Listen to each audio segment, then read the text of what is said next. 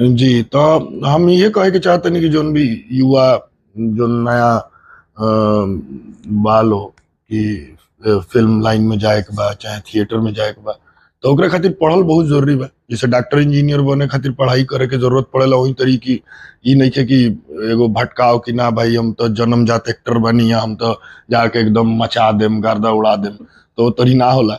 माने हमरा बारीक हर चीज जी आवे जी चाहिए। बिल्कुल, हाँ। पढ़ाई एजुकेशन बहुत मस्त बा।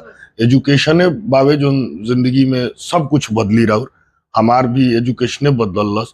हमू जब ग्रेजुएशन में रहनी लगातार बेस्ट एक्टर रहनी हम कुरुक्षेत्र यूनिवर्सिटी में, उतना कैला के बाद भी लेकिन हमरा लगे कि ना यार अभी हमरा आवरी जाने के बा हाँ।